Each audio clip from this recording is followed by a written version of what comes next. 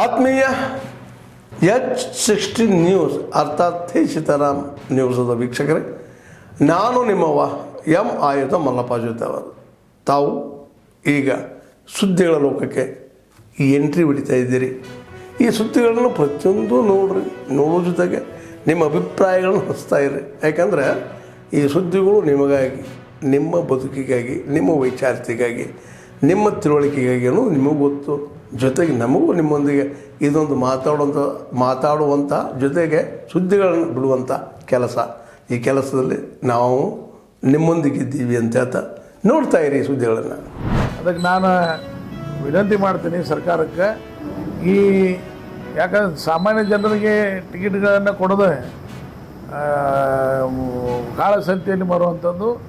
ನೀವು ಒಂದು ಟಿಕೆಟ್ ನಿಮ್ಮ ಕಡೆ ಹಿಡ್ಕೋಬೇಡ್ರಿ, ಯಾರು ವಿ ಐ ಪಿಗೂ ಕೊಡೋಕೆ ಹೋಗ್ಬೇಡ್ರಿ. ನೀವು ಎಲ್ಲನ ಡೈರೆಕ್ಟ್ ಕೊಡುವಂಥ ನೇರ ವ್ಯವಸ್ಥೆ ಮಾಡುವಂಥದ್ದು ಮಾಡಿರಿ. ಯಾಕೆ ತಮ್ಮ ಕಡೆ ಕೆಲವೊಂದು ಟಿಕೆಟ್ಗಳು ಹಿಡ್ಕೊಂಡು ಕಾಳಸಂತೆಯಲ್ಲಿ ಕೊಡುವಂಥದ್ದು ಮಾಡುವಂಥದ್ದು ಇದು ಎನ್ಕ್ವೈರಿ ಆಗ್ಬೇಕಂತ ವಿನಂತಿ ಮಾಡ್ತೀನಿ. ಗೃಹ ಮಂತ್ರಿಗೆ ಪತ್ರನೂ ಬರೀತಾನಲ್ಲ, ನಾಳೆ ಪತ್ರ ಬರೀತಾ ಇದ್ದೀನಿ. ಈಗ ಪ್ರತಿ ಸಲ ಹೇಳ್ತಿರ್ತಾರೆ, 2-3 ಸಲ ನಾನು ಅವರಿಗೆ ಸಂಪರ್ಕ ಮಾಡೋದು. ಈಗ ನನಗೆ ಕೆಲವೊಂದು ಎಮ್ ಎಲ್ ಎಗಳು ಹೇಳಿದ್ದಾರೆ ಸರಿಯಾಗಿ ಇದನ್ನು ಆಗ್ತಾಯಿಲ್ಲ ಅಂಥೇಳಿ. ಇಲ್ಲಿ ಕೆಲವೊಂದು ಜನ ಕ್ರಿಕೆಟ್ ನೋಡೋಕೆ ಹೋಗುವಂಥ ಕಾಲೇಜ್ ಹುಡುಗರು ಗ್ರೂಪ್ ಆಗಿ ಹೋಗ್ತಾ ಇದ್ದಾರೆ, ಅವರಿಗೆ ಸಿಗೋದೇ ಇಲ್ಲ. ಈಗ ನನ್ನ ಅನುಭವನು, ನಾನು ಇವತ್ತು ಒಂದು 10 ಟಿಕೆಟ್ ಆನ್ಲೈನ್ ಮ್ಯಾಗೆ ಸಿಗ್ತಾವೋ, ಇವ್ರ ಕಡೆ ಸಿಗ್ತಾವೋ ಎನ್ಕ್ವೈರಿ ಮಾಡುವಂಥದ್ದು. ಎನ್ಕ್ವೈರಿ ಮಾಡೋ ಸಮಯನಾಗ ಇವ್ರು ತಪ್ಸ್ಕೊಂಡು ಓಡಾಡುವಂಥದ್ದು ಮಾಡೋದು. ಅಸೋಸಿಯೇಷನ್ನಾಗ ಹೋದ್ರೆ ಅಲ್ಲಿ ಸಿಗ್ತಾಯಿಲ್ಲ, ಅಲ್ಲಿಂದ ಬೇರೆ ಕಡೆ ಓಡಿ ಹೋಗೋದು, ಅಲ್ಲಿ ಫೋನ್ ಮಾಡೋದು ತಗೋತಾಯಿಲ್ಲ ಅಂದ್ರೆ ಇದರ ಅರ್ಥ ಏನು?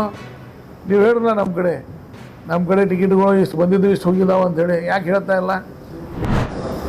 ಅವ್ರು ಟಿಕೆಟ್ ವಿತರಣೆಯಲ್ಲಿ ದೊಡ್ಡ ಅವ್ಯವಹಾರ ಆಗೈತೆ ಅನ್ನೋದು ಭಾಳ ಜನಸಾಮಾನ್ಯರು ಗಮನಕ್ಕೆ ತೊಗೊಂಬರ್ತಾ ಇದ್ದಾರೆ. ಆದರೆ ಇವತ್ತು ನಾನೂ ಸಹ ಅವ್ರ ಕಾರ್ಯದರ್ಶಿ ಅವ್ರನ್ನ ಸಂಪರ್ಕ ಮಾಡುವಂಥ 2-3 ಸಲ ಫೋನ್ ಮಾಡಿದ್ರೆ ರಿಸೀವ್ ಮಾಡಲಿಲ್ಲ. ನಮ್ಮ ಆಪ್ತ ಸಹಾಯಕನೂ ಅಲ್ಲಿ ಹೋಗಿದ್ದೆ ಟಿಕೆಟ್ ಸಂಬಂಧ. ಮತ್ತು ನಮ್ಮ ಮುಖ್ಯ ಸಚೇತಕರಾದಂಥ ನಮ್ಮ ಪಾಟೀಲ್ ಅವರ PS ಅಮರನಾಥ್ ಅವ್ರ ಕಡೆಯಿಂದನೂ ಅವ್ರಿಗೆ ಫೋನ್ ಮಾಡಿಸಿದ್ದು ನಾನು. ಟಿಕೆಟ ಇಲ್ಲ ಅಂದರೆ ಎಲ್ಲಿ ಹೋಗ್ತಾವ? 2 ಟಿಕೆಟ, 5 ಟಿಕೆಟ, 4 ಟಿಕೆಟ, ಎಷ್ಟು ರೊಕ್ಕ ಬರ್ತಾವೆ ಅಷ್ಟು ರೊಕ್ಕ ಕೊಟ್ಟು ತಗೋಕೆ ರಗಡು ಜನ. ಆನ್ಲೈನ್ ಮ್ಯಾಗಿದ್ದು ಬಿಟ್ಟು ಉಳ್ಕಿದ ಟಿಕೆಟ್ಗಳು ಎಲ್ಲಿ ಹೋಗಿದ್ದಾವೆ? ಎಷ್ಟು ಟಿಕೆಟ್ಗಳು ಕಾಳಸಂತೆಯಲ್ಲಿ ಇವ್ರು ಮಾರಾಡ್ತಾರೆ. ಹೀಗಾಗಿ ನಾನು ಹೋಮ್ ಮಿನಿಸ್ಟರ್ನ ರಿಕ್ವೆಸ್ಟ್ ಮಾಡ್ತೀನಿ, ಇದು ಒಂದು ದೊಡ್ಡ ಫ್ರಾಡ್ ನಡೆದದ. ಕರ್ನಾಟಕ ಕ್ರಿಕೆಟ್ ಅಸೋಸಿಯೇಷನ್ನವರು ಪ್ರತಿ IPL ಮ್ಯಾಚ್ನಾಗ ಏನು ತಮ್ಮಲ್ಲಿರುವಂಥ ಟಿಕೆಟ್ಗಳನ್ನು ಕಾಳಸಂತೆಯಲ್ಲಿ ಮಾರಿ ಅಪಾರ ಹಣವನ್ನು ಗಳಿಸುವಂಥದ್ದು ಇದು ಬಂದ್ ಆಗಬೇಕು. ಅದಕ್ಕೆ ಹೋಮ್ ಮಿನಿಸ್ಟರ್ ಅವರು ಇದನ್ನು ಎನ್ಕ್ವೈರಿ ಮಾಡಬೇಕು. ಆನ್ಲೈನ್ನಾಗ ಎಷ್ಟು ಹರಾಜಾಗಿದ್ದಾವೆ, ಆನ್ಲೈನ್ ಬಿಟ್ಟು ಎಷ್ಟಾಗಿದ್ದಾವೆ, ಆನ್ಲೈನು ಮ್ಯಾಗಿನ್ನೂ ಪೂರ್ಣ ಹರಾಜಾಗಿದ್ದಾವೆ ಇಲ್ಲೋ, ಆನ್ಲೈನು ಸರಿಯಾಗಿ ಆಗ್ತಾ ಇರ್ತಿಲ್ಲೋ ನನಗೆ ಡೌಟ್ ಅದ. ಹೀಗಾಗಿ ಭಾಳಷ್ಟು ಜನ ಇಲ್ಲಿ ಅಸೋಸಿಯೇಷನ್ದವ್ರು ಹೇಳಿದ್ದಾರೆ ನನಗೆ, ನನ್ನ ಅನುಭವನೂ ಹೇಳ್ತಾ ಇದ್ದೀನಿ. ಅದಕ್ಕೆ ಇದು ಒಂದು ದೊಡ್ಡ ಅಗರ.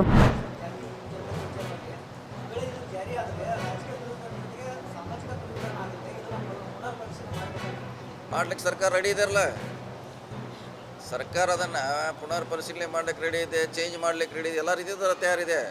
ಈಗೇನು ನಾವು ಭಾಳ ತರಾತುರಿಯಲ್ಲೇ ಮಾಡ್ತಾ ಇಲ್ಲ. ನಾವು ಕೂಡ ಅಂತ ಹೇಳಿದ್ವಿ, ಸದನಲ್ಲಿ ಕರಿಬೇಕಂತ ಹೇಳಿದ್ದೀವಿ, ಪಬ್ಲಿಕ್ಕಿಗೆ ಅವಕಾಶ ಕೊಡ್ಬೇಕಂತ ಹೇಳಿದ್ದೀವಿ. ಆದ್ಮೇಲೆ ಅದ್ರ ಬಗ್ಗೆ ಒಪ್ಪುದು ಬಿಡೋದು ನಂತರ. ಅದೇ ಹೇಳಿದ್ರಲ್ಲ, ಎಲ್ಲ ಚರ್ಚೆ ಆದಮೇಲೆ ಅದೆಲ್ಲ ಆದ್ಮೇಲೆ ಮತ್ತೆ ಒಪ್ಪೋದು ಬಿಡೋದು ಕ್ಯಾಬಿನೆಟ್ಗೆ ಸಂಬಂಧಪಟ್ಟದ್ದು, ಸರ್ಕಾರಕ್ಕೆ ಸಂಬಂಧಪಟ್ಟದ್ದು.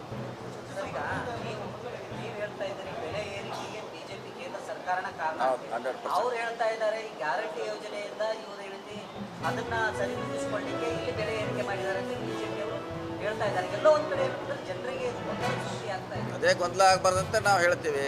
ಈಗ ಅವ್ರ ಕಾಲದಲ್ಲಿ 5 ವರ್ಷದಲ್ಲಿ ಎಷ್ಟು ಏರಿಕೆ ಮಾಡಿದ್ರು, ಟ್ರಾನ್ಸ್ಪೋರ್ಟು, ಹಾಲಿನ ದರ, ವಿದ್ಯುತ್ತು ಇವೆಲ್ಲ ಹೇಳ್ತಾರಲ್ಲ, ಅವರಲ್ಲಿ ಇದೆ, ನಮ್ಮ ದಾಖಲೆ ಇದೆ, ಸರ್ಕಾರ ದಾಖಲೆಯಲ್ಲಿ ಇದೆ. ಅವ್ರದ್ದು 2 ಸಲ ಹೆಚ್ಚು ಮಾಡಿದ್ರು. ಮತ್ತು ಕೇಂದ್ರದಲ್ಲಿ ನಾವೇನು ಹೆಚ್ಚು ಮಾಡಿದ್ವಿ, ಅವ್ರು ಹೆಚ್ಚು ಮಾಡಿದ ದಾಖಲೆ ಇದೆ. ಅದನ್ನು ಆ ಸಭೆಯಲ್ಲಿ ಹೇಳುವಂಥ ಪ್ರಯತ್ನ ಮಾಡ್ತೀವಿ.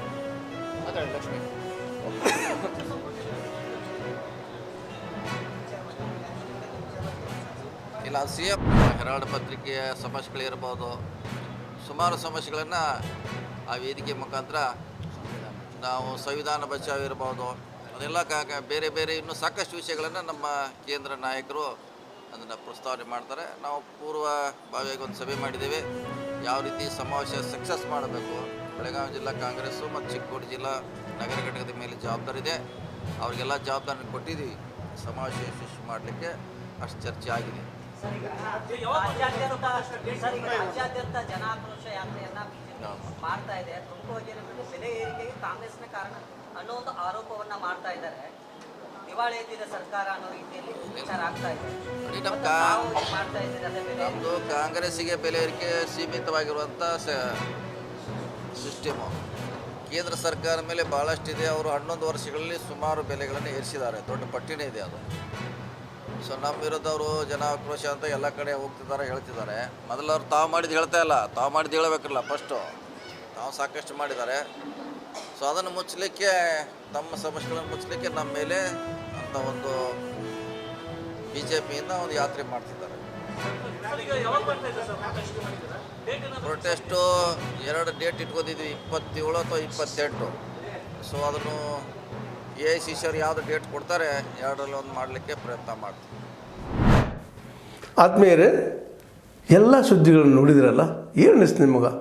ಇದರಲ್ಲೇ ನಿಮ್ಗೆ ಲೈಕ್ ಆಗಿರ್ಬೋದು, ಡಿಸ್ಲೈಕು ಆಗಿರ್ಬೋದು, ಕಾಮೆಂಟ್ ಬೇಡಪ್ಪ ಅಂತೂ ಅನಿಸಿರ್ಬೋದು, ಕಾಮೆಂಟ್ ಮಾಡಬೇಕಪ್ಪ ಅನಿಸಿರ್ಬೋದು, ಶೇರ್ ಮಾಡಬಾರ್ದಪ್ಪ ಅನಿಸಿರ್ಬೋದು, ಅದು ಮಾಡಬೇಕು ಅನಿಸಿರ್ಬೋದು. ಏನಾದರೂ ಆಗಲಿ ಶೇರ್ ಮಾಡ್ತಾಯಿರ್ರಿ, ಈ ನ್ಯೂಸ್ಗಳನ್ನ ಹಂಚ್ತಾ ಇರಿ, ಜೊತೆಗೆ ಇದಕ್ಕೆ ಸಬ್ಸ್ಕ್ರೈಬ್ ಆಗ್ತಾಯಿರಿ ಅಂತ ಹೇಳ್ತಾ H16 ನ್ಯೂಸ್ ಅರ್ಥಾತ್ ಹೇ ಸೀತಾರಾಮ್, ಇದು ಸತ್ಯದ ಕೈಗೆ ನಡಿ. ವಂದನೆಗಳು.